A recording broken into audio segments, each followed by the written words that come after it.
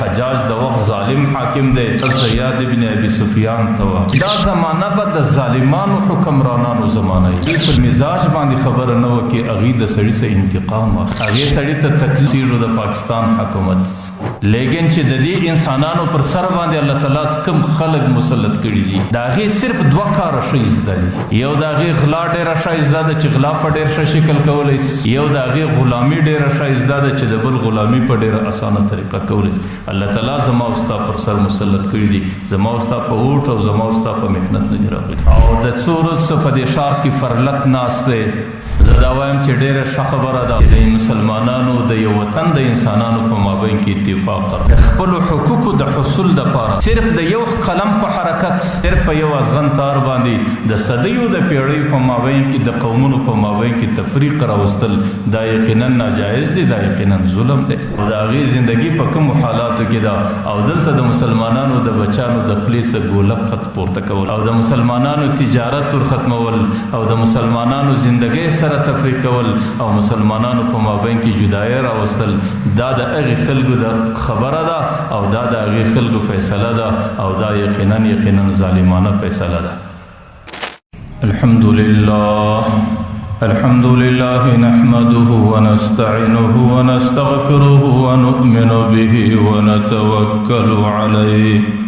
ونتوكل عليه ونعوذ بالله من شرور أنفسنا ومن سيئات أعمالنا من يهده الله فلا مضل له ومن يضلله فلا هادي له ونشهد أن لا إله إلا الله وحده لا شريك له ونشهد أن سيدنا ومولانا محمدا عبده ورسوله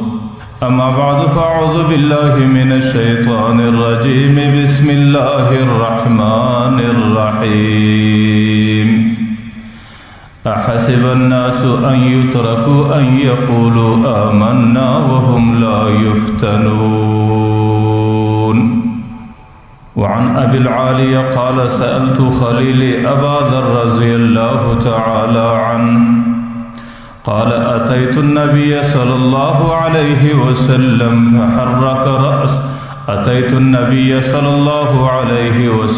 بوضوئه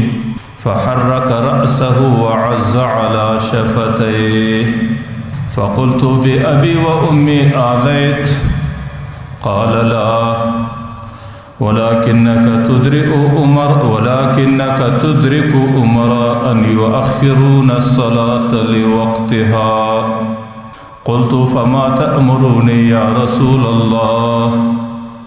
قال صلي صلاة لوقتها أو كما قال عليه الصلاة والسلام آمنت بالله صدق الله مولانا العظيم وصدق رسوله النبي الكريم ونحن على ذلك من الشاهدين والشاكرين والحمد لله رب العالمين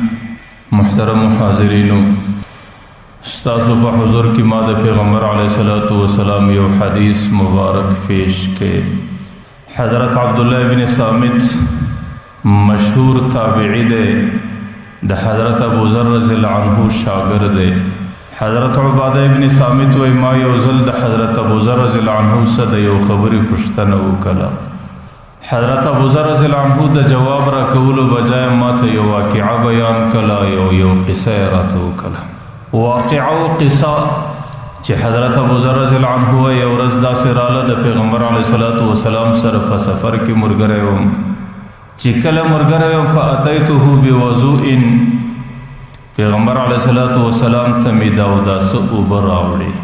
د صحابه عادت دا او د صحابه مزاج دا او چې هغه کوشش دا کاوه چې زموږ زندگی د پیغمبر علیه الصلاۃ والسلام په خدمت کې تیرس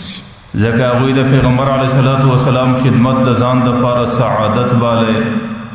هغه د پیغمبر علیه الصلاۃ والسلام خدمت د ځان د لپاره نیکبختی بلله هغه د پیغمبر علیه الصلاۃ والسلام خدمت د ځان د لپاره د دنیا او د آخرت د نجات او د فلاح ذریعہ بلله نو حضرت ابو ذر رضی الله عنه په دې باندې پوسم چې د پیغمبر علیه الصلاۃ والسلام دا اوداسه وخت دی نو په منډه مې یو ګډوه د اوداسه وبور تر اوسغلولې په دې نیت باندې چې د پیغمبر علیه الصلاۃ والسلام خدمت مې نصیب سي چې کله ما د اوداسه وبور تکشي شولې نو پیغمبر علیه الصلاۃ والسلام فحرك رأسه وعز على شفتيه پیغمبر علیه الصلاۃ والسلام دا سر د خلاف عادت وشوراوي او وعز على شفتيه دا غاشر دا شندانې په غاشو کې ونیول لکه یو چاله چې غوسه ورسي یو سړی ناراضه سي او یو خبره د یو چا پر مزاج باندې لږ بده ولګي نو پیغمبر علیه الصلاۃ والسلام اغي سر اغي خلاف عادت شوراوي او پیغمبر علیه الصلاۃ والسلام د خپل شندان مبارک په دې غاشو باندې ونیول حضرت ابو ذر رضی الله عنه وایي زما دا عقیده سو چې پیغمبر علیه السلام زما په یو عمل باندې ناراض فقلت اذیت یا رسول الله فقلت بأبي وامي اذیت یا رسول الله ما دستي ورته چې د الله رسول زما مور فلار دي درتا قربان ایا زما د یو عمل ستا ته تکلیف ورسېده زما د یو عمل ستا ظاهر سوي ځکه د پیغمبر علیه الصلاۃ والسلام زیریدل او پیغمبر علیه الصلاۃ والسلام ته تکلیف رسول دا صحابه د خپل ځان د پاره وبال باله او دا صحابه د خپل دنیا او آخرت د هلاکت او تباہی ذریعہ بلله نمارت لید الله رسول زما د یو عمل ستا ته تکلیف ورسېده قال لا پیغمبر علیه الصلاۃ والسلام رات المات څه تکلیف نه دی رسېدلی حضرت ابو ذر رضی الله عنه مارت لید الله رسول بیا ولې دي داسې سر دیم خلاف عادت شوراوي او دا شندان مبارکان دیم په غاشو باندې ونیول ولې دي داسې بیا ورسته پیغمبر علیه الصلاۃ والسلام دا غي وجه او جواب ورته پیش شاید دی وخت کې پیغمبر علیه الصلاۃ والسلام د الله تعالی سره په رابطه کې او د الله تعالی د طرفه وحی را روان وي او الله تعالی پیغمبر علیه الصلاۃ والسلام ته د یو سره روانو حاکمانو در روانو زمانو حالات ښکار کول او پیغمبر علیه الصلاۃ والسلام ته پر هغه حالات باندې افسوس ودرېده پیغمبر علیه الصلاۃ والسلام باندې چې به وحی راتلی وحی دوه قسمه وي یو ته وحی مطلوب ویل کېدل چې حضرت جبرائیل علیه الصلاۃ والسلام به هغه وحی راوړلې او د قران کریم په شکل باندې به او پیغمبر علیه الصلاۃ والسلام به اورېدلې او بیا به په صحابه باندې لیکلې دي ته وحی مطلوب ویل کېږي چې هغه نن د قران کریم په شکل زموږ او تاسو مختبرتي او دویم قسم د پیغمبر علیه الصلاۃ والسلام وحی غیر مطلوب چې کله کله الله تعالی یو هدایت د پیغمبر علیه السلام په زړه کې ورواچاوي کله به د پیغمبر علیه الصلاۃ والسلام په زړه کې الله تعالی یو فیض ورواچاوي او کله به الله تعالی د یو فیضان په شکل د پیغمبر علیه الصلاۃ والسلام په زړه کې د یو خبري معلومات ورواچاوي نو هغه ته وحی غیر مطلوب ویل کېدل نو دی وخت کې شاید پر پیغمبر علیه الصلاۃ والسلام باندې د وحی غیر مطلوب کیفیت او د هغه کیفیت په خاطر باندې پیغمبر علیه الصلاۃ والسلام ډېر افسوس کاوه او پیغمبر علیه الصلاۃ والسلام سر مبارک شوراوي او پیغمبر علیه الصلاۃ والسلام دا شندان مبارک په غاښونو کې ونیول حضرت ابو ذر رضی الله عنه چې کله فترځ نو کې د الله رسول زما د طرفه تا ته څه تکلیف ورسېده پیغمبر علیه الصلاۃ والسلام ته نه تکلیف نه دی را رسېدلی ولكنك تدرئ امراء او ائمه اے ابو ذر پر تاسو به یو زمانہ را ورسیږ ستاسو پر سروب الله تعالی یو قسم حاکمان مسلط کی ستاسو امیران وي او ستاسو امامان وي ولكنهم يؤخرون الصلاه لوقتها اغي چې کله تاسو تلمونز درکې د المنز په خپل وخت باندې تاسو ته نه درکې ما ته چې کله د هغې فکر په دماغ کې رالی او زما په دماغ کې چې کله د هغې تصور او خیال رالی نو د هغې د دې فکر او د دې تصور او د دې خیال په خاطر ما ته څه تکلیف متوجه سو ځکه ما سرم وشوراوی او د هغې پر حالت د افسوس په خاطر باندې ما د شونډانم په غاښونو کې ونیول د پیغمبر علیه الصلاۃ والسلام د زمانې څه وروسته د پیغمبر علیه الصلاۃ والسلام عادت دا چې کم چاته به الله تعالی حکومت او حکمرانی په لاس ورکوله نو د هغې په نصیب د هغې ذمهواري به د مسجد او د محراب امامت مو پیغمبر علیه الصلاۃ والسلام چې کم حکومت کاوه کم حکمرانی وه چې د ټول امت حکومت د پیغمبر علیه الصلاۃ والسلام په لاس او دې وخت کې پیغمبر علیه الصلاۃ والسلام د ټول امت د لمانځه امامت هم د پیغمبر علیه السلام په لاس د پیغمبر علیه الصلاۃ والسلام سره وروسته د ابوبکر دغه طریقه راوچلېدله حضرت ابوبکر رضی الله عنه د پیغمبر علیه السلام څخه وروسته د ټول امت خلیفہ وو، لیکن د مسجد نبوي امامت هم د حضرت ابوبکر رضی الله عنه ذمہواری وه. د حضرت ابوبکر څخه وروسته چې حضرت عمر رضی الله عنه راورسېدی، د ټول امت امیر المؤمنین د مسجد نبوي د امامت ذمہواری هم د ده وه چې د سهار په لمانځه کې په خپل نس کې په خنجر باندې ورسو او د لمانځه په حالت کې په شهادت هم ورسېدی. د حضرت عمر رضی الله عنه څخه وروسته بیا د امامت ذمہواری لکه څنګه چې حکومت حضرت عثمان ته ورپاته سو، امامت هم د حضرت عثمان. د حضرت عثمان رضی الله عنه څخه وروسته حضرت علی رضی الله عنه راغی، حکومت هم د حضرت علی رضی الله عنه سره و، امامت هم د حضرت علی رضی الله عنه سره. بیا وروسته دغه رقم څه زمانه پر دغه ترتیب باندې را روانه وه چې د کوم چا سره به د قوم حکومت او حکمرانی وه، د هغې سره به د امت د امامت مسؤلیت او ذمہواری وه، د امت امامت به هم هغې خلکو کوی. لیکن وروسته بیا یو څه ناخلفه امیران رالو چې هغې په بدعملیو کې رالو، چې هغې په نافرمانیو کې رالو، هغې ظلمونه کول، هغې ناجایز او د دین کارونه نه کول. نو هغې چې به کله مسلمانانو ته امامت ورکاوی نو یؤخرون لوقتها، هغې به بیا امامت پر خپل وخت باندې نه ورکاوی. نو ځکه پیغمبر علیه صلات وسلام دغه خلک په دماغ کې راغلل. محدثین چې تاسو وګورئ دې کې چاته اشاره وله، دې کې غالبا اولنۍ اشاره حجاج بن یوسف ته وله چې دې امت کې الله تعالی حکومت د هغې په نصیب ورکړی و، یا دې کې اشاره زیاد بن ابي سفیان ته وه چې هغې ته هم د حکومت واګې څه زمانه په لاس کې ورلې، لیکن دې خلکو چې به کله د قوم امامت کوئ، امامت به پر خپل وخت باندې نه کوئ، امامت به ډېر ځنډاوئ. په دې کې حجاج بن یوسف ډېر خطیب انسان او ډېر جوشي او ډېر مقرر انسان او الله تعالی ډېر لوړ اواز ورکړی و. نو هغې چې به کله د جمعې د لمانځه څخه مخکې رالی نو خلکو ته به وعظ کوئ، وعظ و نصیحت به په ډېر جوش و جذبه کې کوئ او په وعظ کې به هغې خپلې کارنامې بیانولې، هغې به د خپل ځان صفتونه کول، هغې به د خپل حکومت تعریفونه کول، هغې به د خپل حکومت دفاع کوله، هغې به مسلمانان خپل حکومت ته راګرځول او مسلمانان به خپل حکومت ته متوجه کول.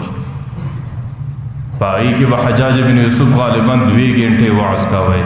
کله به د هغې وعظ 3 غنټې ته ورسېدی، داسې حد ته به ورسېدی چې لمونځ به در خپل وخت تیر سلو او چې کله د لمانځه وخت به تیر سو د مازدیګر وخت به راورسېدی، بیا به د مازدیګر په وخت کې د جمعې لمونځ ورکوی. نو دا به د لمانځه تاخیر و، دا به د لمانځه دپاره ډېر ځنډ. د پیغمبر علیه صلات وسلام حضرت ابوذر ته وایي ولکنک تدرک امراء، ستاسو په زندگی کې به یو څه امیران داسې راسي یؤخرون الصلاة لوقتها، هغې به مسلمانانو ته لمونځ پر خپل وخت باندې نه ورکوي. نو زما په دماغ کې د هغې امیرانو زندگی را یاده شوله، ځکه زما پر مزاج لږ بوج رالی، که ما سر شورولی دی هم یې په دې وجه وشوراوی او که ما دا شونډان په غاښو باندې نیولی دی افسوس مې کړی دی، د هغه امیرانو حالت زما په دماغ کې راغلی. حضرت ابوذر رضی الله عنه دستي ورته وایي ورته د الله رسوله چې کله زندگی دغه حد ته ورسېدله او زموږ امیران زموږ پر سر داسې خلک مسلط سو چې هغې د لمانځه خیال نه ساتي، د لمانځه د وخت خیال نه ساتي، د لمانځه د شی ادا کوونې خیال نه ساتي او د لمانځه په ښه طریقه د کولو خیال نه ساتي. نو فماذا تأمرون، د الله رسوله ما ته بیا کومه فیصله راکوې؟ بیا به زه څه کوم؟ د دې خلکو سره به لمونځ کوم او که به خپل مونځ جلا کوم؟ د پیغمبر علیه صلات وسلام هغې ته دا وصیت کوي ورته فصلی لوقتها، ته خپل مونځ پر خپل وخت باندې کوه، ته خپل مونځ په داسې وخت کې کوه چې د لمانځه مستحب وخت وي، ته دا مونځ په خپل وخت کې کوه چې د لمانځه دپاره بهترین او مناسب وخت وي. لیکن که دې چیرې لمونځ وکړې فإن ادرکت معهم، که بیا د دوی سره د جمعې په لمانځه کې شریک سوې او د دوی سره د امامت لرالې او دوی پر لمانځه باندې ولاړو، د دوی سره دوباره بیا لمونځ کوه. هغه اول لمونځ چې تا یوازې وکړې هغې به ستا فرضي لمونځ وي، او چې د دوی سره دوباره بیا کوې دا به ستا دپاره نفلي لمونځ وي. ولا تقولوا صلیت فلا اصلی، خبردار دا خبره چې ونه کې چې ما لمونځ کړی دی زستی سره لمونځ نه کوم، د دې خبرې ذکر چې ونه کې. نو خپل لمونځ جلا کوه، په خپل وخت کې کوه، او چې کله د دوی جماعت ودرېدی د دوی په جماعت کې لمونځ ورسره کوه، په نفلي نیت باندې کوه.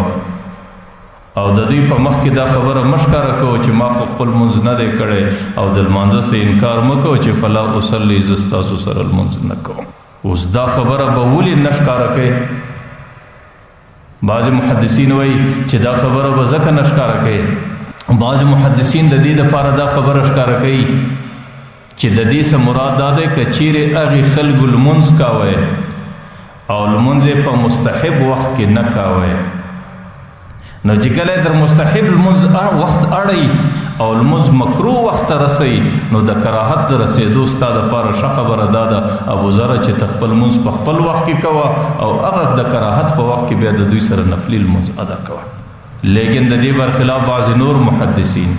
هغوی بیا دا وایي چې نه، د دې مقصد دا دی چې هغې خلکو که چیرې د لمونځ قضا ته رسوی، د ماپښین لمونځ دی دوی د مازدیګر په وخت کې کوی او د وخت خیال ساتل او په وخت کې خپل منځ کول دا د لمانځه د اهمو شرایطو څخه دی او هغه خلک دا شرط نه پر ځای کوي او دا لمونځ وروسته کوي. نو که چیرې د قضا کېدلو خطره در باندې راله نو بیا به د دوی سره لمونځ نه کوي او چې کله دې د دوی سره لمونځ نه وکړي خپل لمونځ به جلا کوي. که دوی بیا پر لمانځه باندې ودرېدو د دوی سره نفلي لمونځ کوه، لیکن د دوی خبره په مخ کې به دا خبره قطعا نه ښکاره کوي چې ما خپل لمونځ کړی دی او زه ستاسو سره لمونځ نه کوم. دغه خبره چې سړی به خپل لمونځ جلا کوي او بیا به د دوی سره نفلي لمونځ کوي، دا په کومو اوقاتو کې سړی کولی شي؟ دا د 5 وخته لمانځه صرف په 2 اوقاتو کې سړی کولی شي چې سړی خپل لمونځ کړی او دوباره راسي په جماعت باندې بیا په جماعت کې شریکیږي او په جماعت کې د خلکو سره دوباره بیا لمونځ کوي. دا په کوم اوقاتو کې سړی ته میسره کېدی شي او سړی دپاره برابرېدی شي؟ یو د ماپښین په لمانځه کې سړی داسې کولی شي چې خپل لمونځ یې جلا کړی او راسي جماعت یو ځای ولاړي، په هغه جماعت پسې د نفلو اقتدا وکړي، د هغې څه وروسته نفلي لمونځ ورپسې وکړي. ځکه د ماپښین د لمانځه څه وروسته انسان ته نفل جایز دی او انسان نفل کولی شي. او دویم دا د ماخستن په لمانځه کې سړی کولی شي. د ماخستن په لمانځه کې هم سړي ته دا سړي ته میسره ده او سړي ته دا جایز او روا ده چې سړي خپل لمونځ جلا کړی دوباره راسي یو ځای جماعت لمونځ ولاړي، بس خپل اقتدا دې پسې تړي، هغه لمونځ چې ده جلا کړی د هغې به فرضي شي او په دې خلکو چې دی لمونځ کوي دا به د نفلي شي. لیکن د سهار په لمانځه کې سړی دا نشي کولی چې سړی خپل لمونځ کړی دوباره راسي جماعت ولاړ دی د نفلي نیت پسې وتړي، ځکه د سهار د فرضي لمانځه څخه وروسته بیا د لمر ختو پورې نفل نشته او د ده لمونځ چې بیا دی په جماعت پسې کوي هغه خو نفلي دی او دې وخت کې چونکې د نفلو وخت نه دی نو ځکه د نفل هسې بې ځایه دی، هغه لمونځ د ده په نفلو کې نه ورشمارل کېږي. او دا غالبا د مازدیګر په لمانځه کې سړی نشي کولی چې سړی مخکې 4 رکعته لمونځ د مازدیګر کړی دی، چې کله رالی خلک په لمانځه باندې پر جماعت د مازدیګر ولاړ دي او سړی د نفلو نیت پسې وتړي او د نفلو لمونځ ورپسې وکړي، دا هم د سړي دپاره ممکنه نه ده. ځکه د مازدیګر د لمانځه څه ونیسي تر ماښامه پورې بیا د نفلو وخت نه دی. که دی هر څومره لمونځ ورپسې وکړي الله تعالی هغه لمونځ په نفلو کې نه شماري، نه هغه لمونځ د ده دپاره څه اجر او ثواب پیدا کولی شي. او دا غالبا د ماښام په لمانځه کې هم سړی نشي کولی. که څه هم د ماښام د لمانځه سبات خو نفل شته، ځکه چې د کله د خپل فرضي لمونځ کړی دی د ماښام د لمانځه بعد چې کله د ماښام جماعت ودرېدی د اذانه څه وروسته او دی رالی په هغې پسې د امامت د اقتدا نیت کوي او د هغې سره نفلي لمونځ کوي، دا دته ممکنه نه ده. ولې نه ده؟ ځکه دی چې د ماښام لمونځ په امام پسې کوي دی به 3 رکعته لمونځ کوي او زموږ په نفلي عباداتو کې تر اوسه پورې 3 رکعته لمونځ راغلی نه دی او نفلیاتو کې 3 رکعته لمونځ وجود نه لري او ځکه د ماښام په لمانځه کې هم سړی دا عمل نشي کولی. صرف په 2 لمانځو کې سړی داسې کولی شي چې یو د ماپښین لمونځ دی یو د ماخستن لمونځ دی، که سړي خپل لمونځ کړی او بیا د نفلو په نیت باندې په امام سي د امام په اقتدا کې شریک کېدلی شي او خپل نفلي لمونځ په هغې پسې ادا کولی شي. نو پیغمبر علیه الصلاۃ والسلام حضرت ابوذر رضی الله عنه ته وایي ورته یا ابوذر خپل لمونځ جلا کوه او چې کله دې خپل لمونځ جلا وکړې د هغې څه وروسته بیا د هغې امام پسې د نفلو لمونځ کوه او چې کله دې نفلي لمونځ ورپسې وکړې نو هغه به دې الله تعالی په فرضي کې شمار کړي او دا به دې الله تعالی په نفلي کې لمونځ کې شمار کړي. لیکن پیغمبر علیہ الصلوۃ والسلام ته دا خبره بنه کې چې صلیت فلا اصلي ما خپل منځ کړی دی او زه دوباره په تاسو سپسل منځ نه کوم. ولې به نه کوي؟ یو وجه علماء دا لیکلی دی چې د لمانځه څخه انکار کول دا د مسلمان خاصیت نه دی. د مسلمان د پاره دا جایز نه دی، د مسلمان د پاره دا مناسب نه دی چې هغې د لمانځه کولو څخه انکار وکړي چې صلیت ما خپل منځ کړی دی زه لمونځ نه کوم. ځکه د لمانځه څخه انکار کول دا د مسلمان خاصیت نه دی، دا د مسلمان مزاج نه دی او دا د مسلمان دپاره مناسبه وینا نه ده چې هغې د لمانځه کولو څخه انکار وکړي او چې وایي چې ما لمونځ کړی دی زه دوباره لمونځ نشم کولی. او دویمه وجه دا ده چې پیغمبر علیه الصلاۃ والسلام ته د وحي په ذریعه باندې دا ور معلومه سوې ده چې دا زمانه به د ظالمانو حکمرانانو زمانه وي. لکه دا د حجاج ابن یوسف زمانه تیره شوه. دویم پیغمبر علیه الصلاۃ والسلام ته دا ور معلومه ده چې کومه خبره پیغمبر علیه الصلاۃ والسلام کوي دا د ظالمانو حکمرانانو متعلق کوي. او هغه ظالمان حکمرانان په دې شکل باندې دي چې هغې ته که چیرې د هغې پر مزاج باندې خبره نه وکړي هغې د سړي څخه انتقام اخلي، هغې سړي ته تکلیف ورسوي، هغې سړی په عذاب کې اچوي او هغې انسان د ستړو سره مخامخ کوي. نو ځکه د هغې حکمرانانو متعلق پیغمبر علیه الصلاۃ والسلام دا خبره کړې ده. ابوذر ته وایي چې د هغې په مخ کې به دا خبره نه کوي چې صلیتو ما لمونځ کړی دی فلا اصلي زه بیا لمونځ نه کوم. ځکه که د هغې متعلق ته دا خبره وکړې نو بیا خو به ته په مشقت کې مبتلا یې، بیا خو به ته په ستړو کې مبتلا یې او بیا خو به ته د سختیو سره مخامخ یې. ځکه هغې خپل عمل، خپله زندگی او خپل ترتیبات په زور باندې په تا باندې مني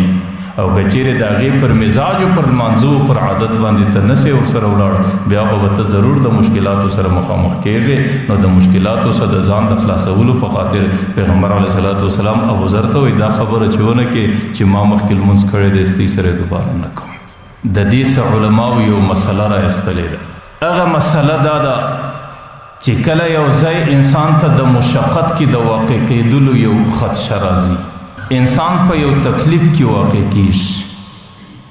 او انسان د یو ستړي او د یو سختۍ سره مخامخ کیږي، نو د یو مستحب عمل د انسان که چیرې د شریعت په مخالفت کې سړی نه راځي بیا مستحب عمل دا دی چې سړی په یو طریقه سره د هغه ستړي څخه ځان خلاص کړي. چې کله ستړی سړي ته پیښیږي او تکلیف سړي ته پیښیږي او د یو مصیبت او د یو ستړیا سره سړی مخامخ کیږي او د ده په یو عمل کې د شریعت مخالفت هم نه راځي نو بیا د ده دپاره مستحب عمل دا دی چې د هغې ستړي څخه دی خپل ځان خلاص کړي. لکه د پیغمبر علیه الصلاۃ والسلام د صحابو هم داسې عمل و چې کله حجاج بن یوسف بصري او کوفې ته راغلی نو ما مخکې درته ویل هغې چونکې ډېر خطیب او ډېر لوړ اواز والا سړی و نو حجاج بن یوسف به ډېر زیات وعظ کاوه او د جمعې د لمانځه څخه مخکې به هغې 2 ګنټې 3 ګنټې وعظ کاوه چې د جمعې لمونځ به هغې د مازدیګر وخت ته ورساوه او په دې مجلس کې به ډېر صحابه کرام ناست و هغوی به ټول خاموشه ناست او دې مجلس کې په خپله حضرت عبدالله ابن عمر رضی الله عنه موجود درلودی. نو حضرت عبدالله ابن عمر رضی الله عنه به عادت دا جوړ کړي چې ولاړی به په یو کونج کې به خپل مونځ ژر ژر وکړي او دوباره به بیا راغلی د حجاج و وعظ ته به ناست چې کله به حجاج د جمعې لمونځ ودروي بیا به د حجاج سره په نفلي لمانځه باندې بیا شروع وکړه د هغې سره به بیا لمونځ کوئ. ځکه که چیرې د حجاج سره دی په لمانځه کې شریک نسی نو بیا خو دی د یو حجاج د وخت ظالم حاکم دی او د وخت بدبخت حکمران دی او د الله تعالی نافرمان حاکم دی د هغې په خاطر باندې بیا حضرت عبدالله ابن عمر د مشکلاتو سره مخامخ کیږي. ډېر ځله به حضرت عبدالله ابن عمر رضی الله عنه ته خلکو ویل الحجاج خو دومره ظالم دی د شریعت مخالفت هم کوي او د دین مخالفت هم کوي او د دین داسې کارونه کوي چې هغه په شریعت کې څه وجود نه لري. نو حضرت عبدالله ابن عمر ته به خلک ویل چې ته د ده خلاف ولې فتوا نه ورکوې چې خلک راوفاروه او د ده خلاف د جهاد شروع کړي او د ده سره د مقابله وکړي او دی د دې منصبه څخه لرې کړي. حضرت عبدالله ابن عمر ته به ډېرو خلکو دا مشوره ورکوله لیکن حضرت عبدالله ابن عمر به څه ویل او زما د خپل ځان متعلق دا خوښه نه ده چې زما په یو فتوا باندې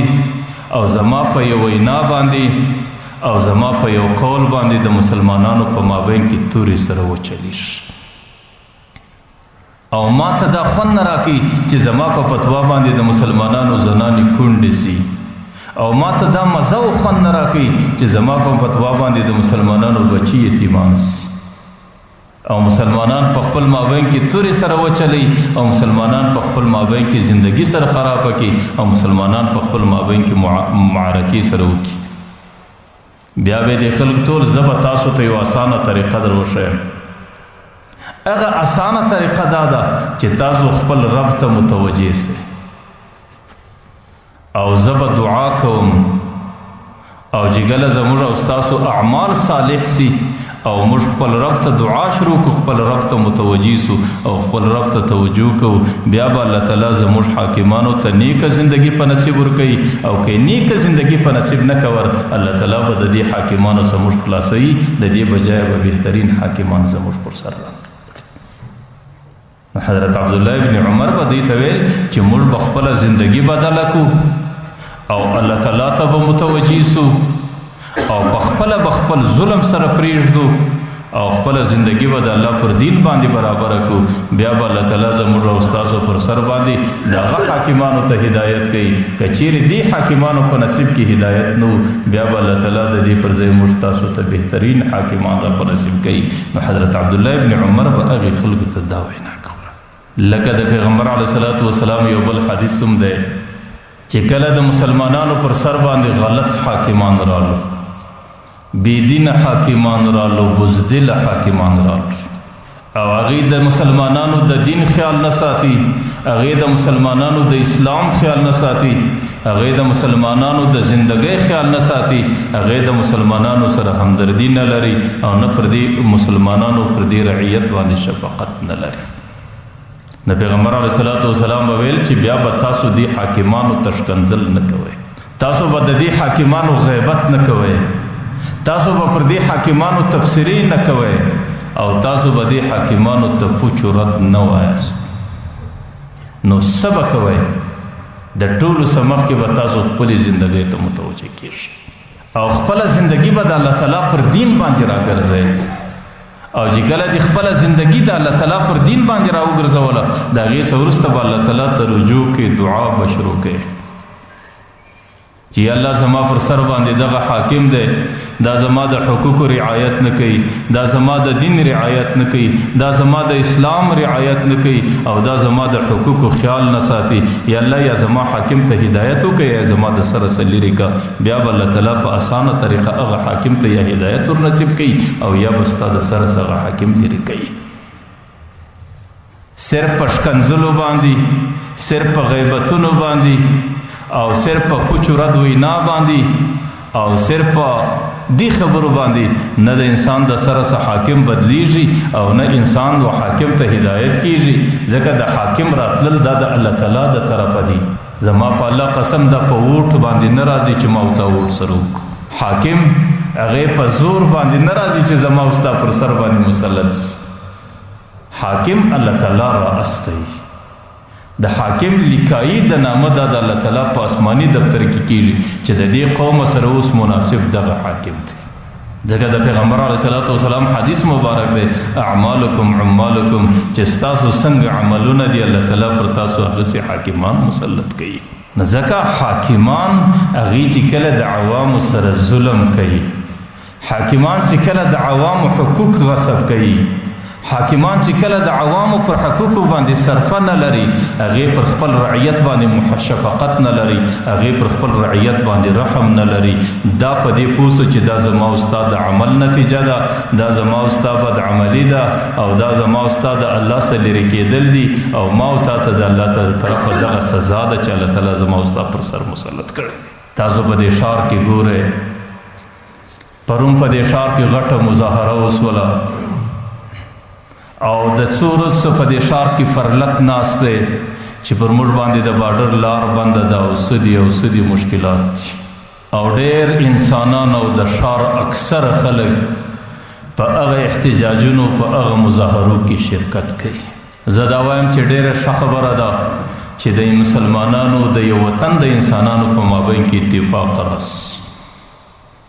د خپلو حقوقو د حصول دپاره او د خپلو حقوقو د لاسته راوړلو دپاره چې کم قومونه په خپل مابین کې اتفاق سره لري د اتفاق په خاطر باندې تر ډېره حده پورې هغې خپل حق ته لاسرسی کولی شي تر دې حده پورې ډېره ښه خبره ده چې د خپلو حقوقو په خاطر د انسانانو په مابین کې اتحاد او اتفاق وي ځکه چې کم قومونه په کلونو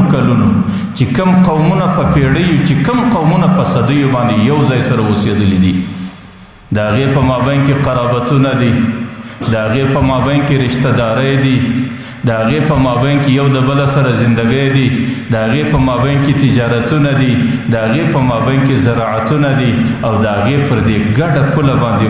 مځکې او ملکیتونه دي صرف د یو قلم په حرکت صرف په یو ازغن تار باندې د صدیو د پیړیو په مابین کې د قومونو په مابین کې تفریق راوستل دا یقینا ناجایز دی دا یقینا ظلم دی په دې خاطر باندې چې مور دې خواته پاته سوه او لور دې خواته پاته سوه او د مور د لور د قرابت مابین کې تفریق راوستل دا ظلم دی پلار دې خواته پاته سو بچان دې خواته پاته سو یو قریب دی خواته پاته سو بل قریب دی خواته پاته سو چې هغې پر یوه خطه باندې پر یوه علاقه باندې پر یوه مځکه باندې هغې په صدیو او په پیړیو او په کلونو زندګي سره کړې وه او تا په یو قلم باندې د هغې هغه ټول قرابتونه ور درفدره کړو د ظلم څه سوا بل څه نه دي ځکه چې د هغې ظلم اثر نن پر دې مځکه باندې بلیږي او مځکه هغه سوځي چې پر سر یې اور بلیږي چې کم څوک پر دې باندې قلم کشوي چې کم څوک دا حکم جاری کوي چې کم څوک دا فیصله راوړي چې کم څوک دا اډر جاری کوي هغې ته د کومه ځای هغې ته د دې څه اثر معلومیږي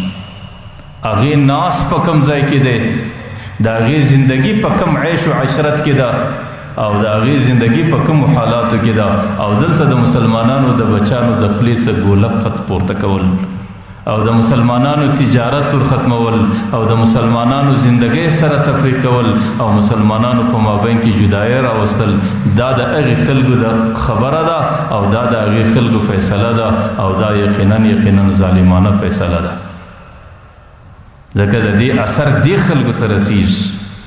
چې آخر به د مځکه دې حال ته رسیږي چې خلک به د غربت او د مسکنت په خاطر خودکشي او د ځان وژنې ته مجبوره کیږي لکه په ډېرو علاقو کې په نورو علاقو کې داسې ډېرې پیښې راځي او که چیرې دغه فیصله پر دې مځکه باندې راسي او دا فیصله پر دې مځکه باندې وسي بیا به د دې مځکې هم دغه حالت راسي لیکن زه دې خلکو ته وایم چې کم خلک په دې پرلتو په مظاهرو کې شرکت کوي زه ورته وایم چې ستاسو اتفاق ته موږ ډېر درناوی لرو او د دې قوم دپاره چې تاسو کومې غوښتنې او مطالبې کوئ او د قوم د وسایې دپاره کوم جد و جهد کوئ هغې ډېر قابل قدر او قابل ستایش دی لیکن کاش چې تاسو د یوې بلې خبرې لحاظ ورسره ساتلی وی کاش چې کوم حالات پر موږ باندې نن راغلي دي چې دغه ظالم حکمرانان زما او ستا پر سر باندې مسلط سوي دي د دې هغه بنیادي علت له هم ما او تا ګوت ور وړې وی چې ولې راباندې مسلط دي د هغې بنیادي علت دا دی چې ما او تا د ټولو څه مخکې د دې خپلو ګریوانو هم لږ معلومات وکړو چې ما او تا زندګي څنګه روانه کړې ده نن دا د بارډر سیمه ده او ما او تا د دې علاقې استوګن یو او پر دې سیمه باندې چې کوم خلک اوړي او را اوړي یا کوم مسافر راځي هغې اوړي او را اوړي د هغې سره بچان او ماشومان او زنانې ورسره وي دا زما او ستا د قوم او د قبیلې خلک د هغې سره کوم سلوک کوي چې هغه په کوم شکل باندې را اړوي ما او تا د خپل ظالم ولې در لاس نه نسو چې سړی پر دې بارډر باندې ته ظلم مه کوه نو دا ظالم به زما پر سر نه مسلط کیږي او که چیرې ته په خپله دلته ظلم کوې بیا خو د الله تعالی عادت دا دی د الله طریقه دا ده چې هغه ظالم به ضرور پر ما او تا مسلط کوي نه چې پر دې لارو باندې راوړي یا ټوله پښتانه راوړي یا به ازبک راوړي یا به ترکمن راوړي یا به تاجک راوړي آیا دا ټوله مسلمانان نه دي آیا د هغې سره زما او ستا اسلامي رشته نسته ځکه د دې حالاتو سره ناواقفه یم دغه ستاسو د خولې څه چې کومې خبرې موږ اورو هغې په کوم شکل باندې را اړوي پرون یو سړی ماته وایي چې د هغې نارینه جلا کړي زنانې جلا کړي چې کوم څوک دغه کاروبار کوي چې زه پر دې باډر باندې خلک اړوم چې کله زنانې جلا روانې سي نارینه یې جلا روان کړي او د نارینه اوس خپل سړی پر هغه ځای باندې خپلې پیسې وصول کړي هغه بل زنانې ځینې ورکې کړي بیا هغه زنانو والا یو سړی ورله راواستې دې نارینه ته وایي چې ستاسو زنانې زه در وښیم څو پیسې راکوئ هغې چونکې پښتانه خلک دي هغې مسلمانان خلک دي د هغې د ناموس مسله ده د هغې د عزت مسله ده هغه در هر څه تیر دي هر څومره درکو هسې زنانې را پیدا کړه دا سړی صرف د زنانو پر ښوولو باندې خپله اجرت و مزدوري جلا واخلي بیا چې کله وله ورسي هغه زنانې چې را روانوي هغه سړی په لاس نه ورکوي هغه وایي هغه سړی زه نه پېژنم چې تاسو نارینه یې اړولي یاست دا زنانې ما را اړولي دي پر دې به جلا مزدوري راکوئ نه بیا د هغې خلکو سره هغه ظلم کیږي هغه ناجایز کیږي هغه ناروا سلوک کیږي او چې زما او ستا د خپلې زندګۍ عمل په دې شکل باندې دی نو بیا به هغه ظالم پر ما او تا باډر څنګه نه بندوي بیا به هغه ظالم پر ما او تا باندې روزي څنګه نه دروي بیا به هغه ظالم پر ما او تا باندې خدای څنګه نه مسلط کوي چې د هغې نه پر ما باندې بیا زړه سوځي نه پر تا باندې زړه سوځي نه زما او ستا پر بچي باندې زړه سوځي نه زما او ستا د بچي د روزي د ختمولو څه فکر ورسره دی هغې به بیا خود زما او ستا پر سر باندې مسلط کېږي نو زه دا وایم چې د دې خبرو دپاره اتفاق کول دا ښه مسله ده او د دې خبرو دپاره راپورته کېدل دا ښه مسله ده د دې باید چې قدر وسي باید چې مسلمانان د دې سره شرکت وکړي لیکن یوه خبره ماندګلوي پکښې ده هغه دا ده چې دغه ظالمان ما او تا ته ولې داسې په قهر ولاړ دي د هغې بنیادي وجه دا ده چې زما او ستا خپله زندګي د الله تعالی سره سمه نه ده چې کله ما او تا ظلم کو نو بل ظالم به الله تعالی خامخا پر ما او تا مسلط کوي نو ځکه دا خبره چې خپل ظالمان در لاس نیول او هغې د دې ظلمه سره ګرځول او هغې د دې بدعملۍ او د بېدینۍ د ترتیباتو سره ګرځول چې کله سړی دا وکړي بیا دا حاکمان په خپله الله تعالی یا دوی ته هدایت کوي یا به الله تعالی دوی زما او ستا د سره څه لرې کوي یا به الله تعالی زما او ستا شفقت او همدردي د دې حاکمانو په زړو کې ضرور اچوي زه دا وایم چې دا صرف د باډر مسله نه ده نن پر کومه مځکه چې ما او تا اوسېږو د پاکستان حکومت الله تعالی دا ملک ډېر آباد ملک ګرځولی دی چې تاسو د دې ملک زراعت وګورئ په زرعي لحاظ په دنیا کې دا ملک په 100 نمبر کې روان دی او دا ملک ډېر آباد ملک دی او د دې ملک چې کم آمدن راځي الله تعالی ډېرو ملکونو ته هغه آمدن نه دی ورکړی لیکن چې د دې انسانانو پر سر باندې الله تعالی کم خلق مسلط کړي دي د هغې صرف 2 کاره ښه زده دي یو د هغې غلا ډېره ښه زده ده چې غلا په ډېر ښه شکل کولی سي یو د هغې غلامي ډېره ښه زده ده چې د بل غلامي په ډېره اسانه طریقه کولی سي الله تعالی زما او ستا پر سر مسلط کړي دي زما او ستا په اوټ او زما او ستا په محنت نه دي راغلي او ولې راغلي دي د هغې وجه دا ده چې ما او تا په خپل مابین کې ما او تا په دې خپله زندګي کې ما او ستا په خپله معاشره کې هغه ترتیبونه د خپله رب سره نه دي برابر زه چې په خپله ظالم یم الله تعالی به بل ظالم په ما ضرور مسلط کوي زه چې کله په خپله غل یم په خپل مزاج کې الله تعالی به بل غل زما پر سر باندې ضرور مسلط کوي ما درته ویل نن د پاکستان د عوامو کم حالت دی چې دلته ګورې پلارو بچانو ته د مخه زار ورکړي یاره هغه زار وخوري هغې مړه کړي د هغې څه وروسته مور پلار زار پسې وخوري چې د خپل مسکنت او د خپل غربت په خاطر د خپل زندګي او د بچانو زندګي ختمه نن خو د واټساپ زمانه ده نن خو د اطلاعاتو زمانه ده نن خو د فیسبوک زمانه ده دا ټول ستاسو مخ ته تېرېږي چې دې ځای کې خودکشي وسوې دې ځای کې نه د حاکم زړه ورباندې سوځي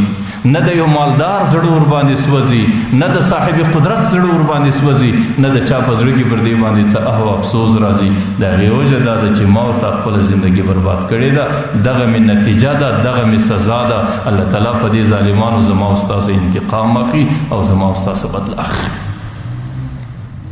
صرف د پاکستان مسله نه ده تاسو ورسئ نن په دنیا کې د مسلمانانو څه حالت نن تاسو د فلسطین د مسلمانانو چیغې اورئ نن شلمه ورځ ده د شلمې شاوخوا چې د هغې هغه د ګل غوندې بچي د الله پاک ذات قسم د اور په لمبو کې کبابېږي.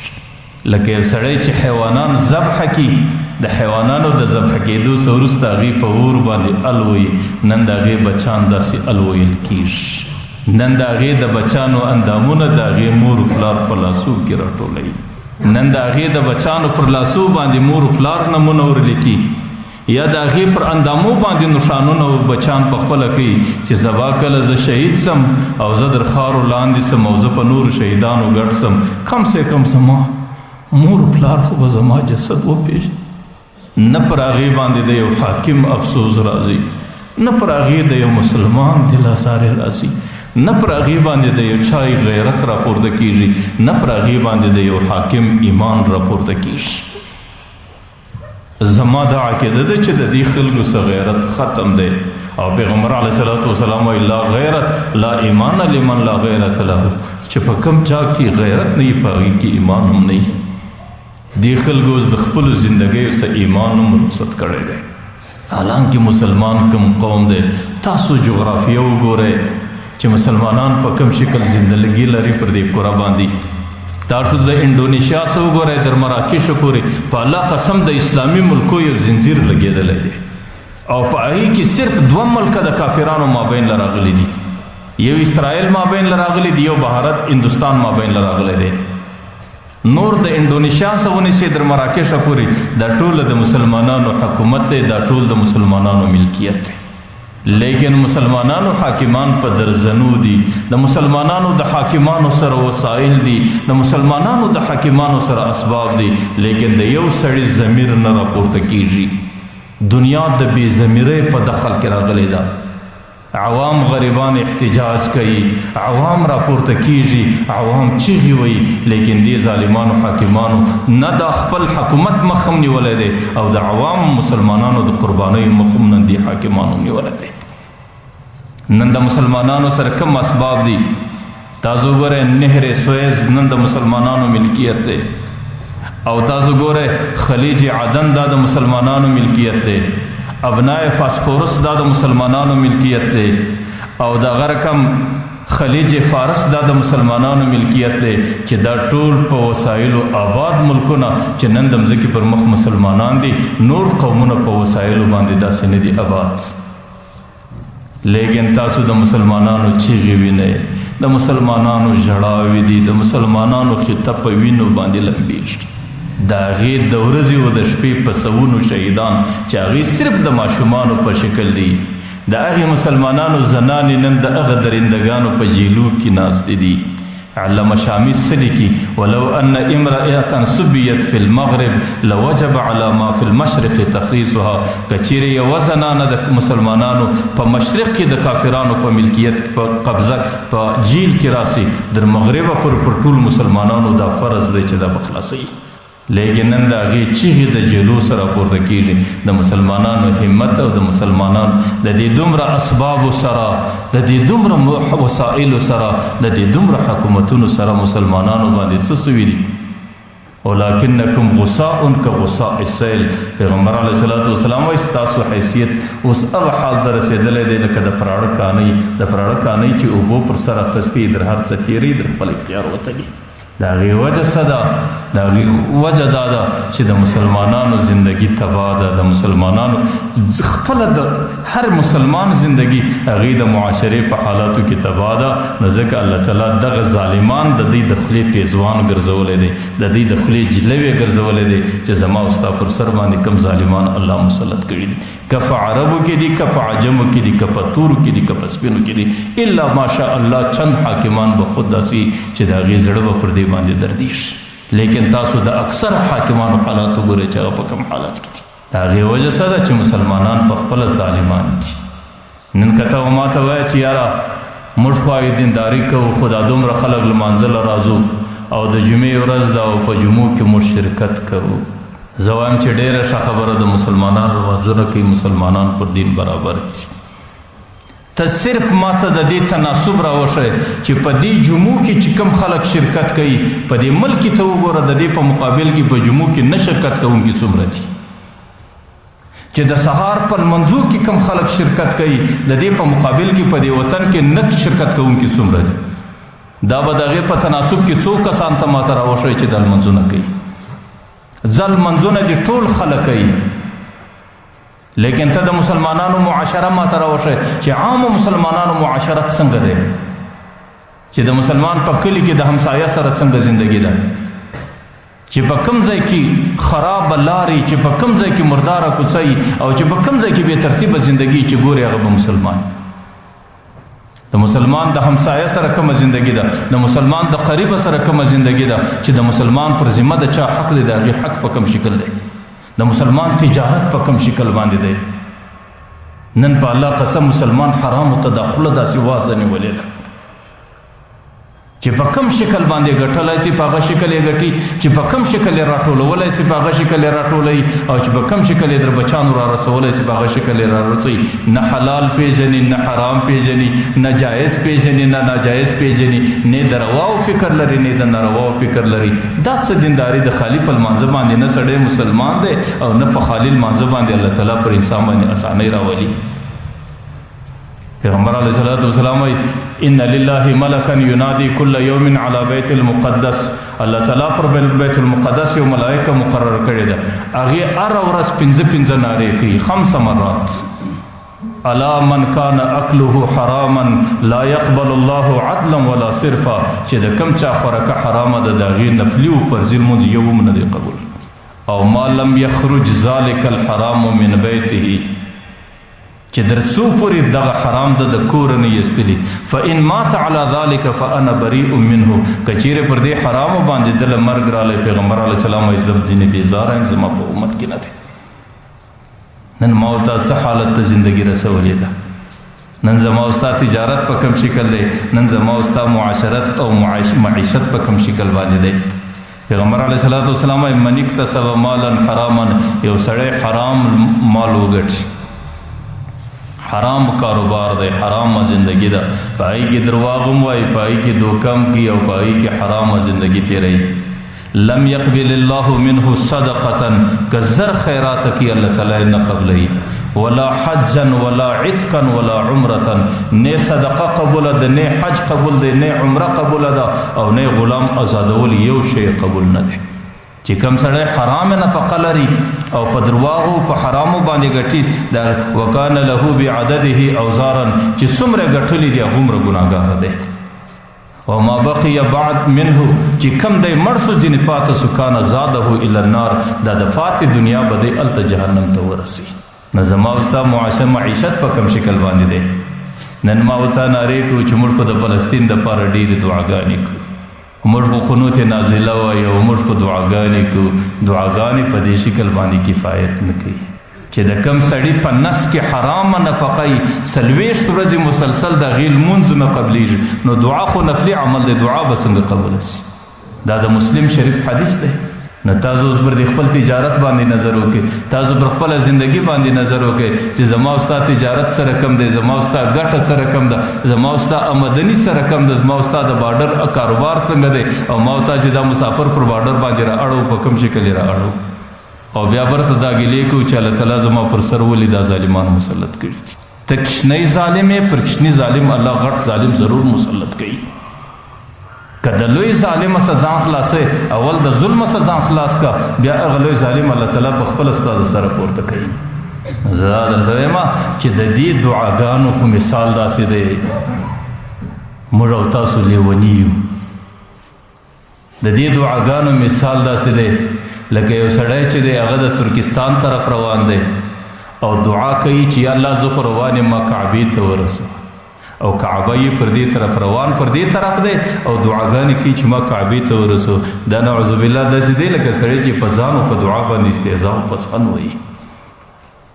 سهار و ماښام په حرامو کې لګیا یې دکانداري دې حرامه ده تجارت دې حرام دی سودا دې حرامه ده او ماښام ورته دعا کوي الله ما ته د عافیت زندگی راکړه الله زما پر سر عادل حکمران راوله الله تعالی ما ته ښه معیشت راکړه الله تعالی ما ته وسع زندگی راکړه ما درته ویل الترسم نرسی بکعب اے اعرابی کعبی تا نسی رسیدلی کین راه کی تو می روی به ترکستان است پر کملار چی روانی دا ترکستان رتللی دا کعبه پر دی طرف تا سهار و ماشام پا دلالت کی روانیم پا گمراهی کی روانیم بچه می وروستلی دی دا دلالت مرکز کی می داخل کرده دی او بیا راځم په خپلم دعا کوم موري ساتون دعا کوم چې موري ساتم ما ته دعا وکړه چې الله ما ته هدایت وکړي زما او بچي ته هدایت وکړي نو ځکه دغه دعاګانې او دا ترتیبونه ما او ته د دې دپاره هر څه وکړو چاندي مې وکړې مظاهرې مې وکړې د فلسطین دپاره او ډېر کوششونه مې وکړو لیکن چې کم بنیادي وجه ده چې کافر قوم پر ما او ته مسلط دی هغې ته نه ته ورژندې کېږي نه زه ورژندې کېږم هغه وجه دا ده هغې کافر قوم چې پر ما او تا مسلط دی هغه زما او ستا د بدعملۍ په خاطر دی زما او تا تجارت تباه دی زما او ستا معیشت تباه دی زما او ستا معاشرت تباه دی ما او تا د جهاد تارکین یو ما او تا د الله د حکم تارکین یو خالی په دعاګانو باندې سره رسو خالی په صدقو په چاندو باندې سره رسو په دې شکل باندې نه سره رسیږي که چیرې سړی حقیقت لري او سړی حقیقت د دې بدلون غواړي اول د خپلې زندګۍ بدلون او چې کله د خدای سره دی وعده وکړه او په خپله زندګي کې د ظلم پرې شوی بیا به د دې ظالمانو څخه نجات و تا ته په خپله الله تعالی درکوي زه منم چې دعا کول ډېر مخلص بندگان دي هغوی به دعا کوي یو د دعا فایده ده یو د دعا نتیجه ده د دې دوه ډېر فرق دی دعا فایده لري ځکه دعا عبادت دی پیغمبر علیه السلام دعا مخ العبادت دعا د عبادت مغز دی چې دعا سړی کوي الله تعالی ثواب ورکوي و ځان ته کوي ثواب لري و بل ته کوي ثواب لري او په دعا کې وخت تېری ثواب لري لیکن د دعا نتیجه هغه هلته ښکاره کېږي چې په ځان کې بدلون راولي چې در څو دې په خپله زندګي کې بدلون نه دی راوستلی در هغې وخته پورې د دعا نتیجه نه ښکاره کېږي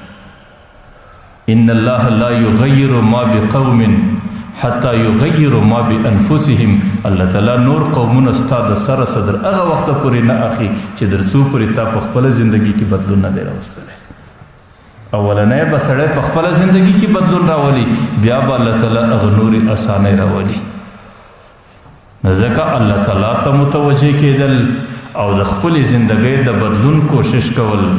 خپل عبادت پر خپل وخت باندې کول او خپل معاشرت سمول او د خپل رب و طرف ته متوجه کېدل او خپل رب ته عاجزي پیښول لیکن دا یوه آخره خبره کوم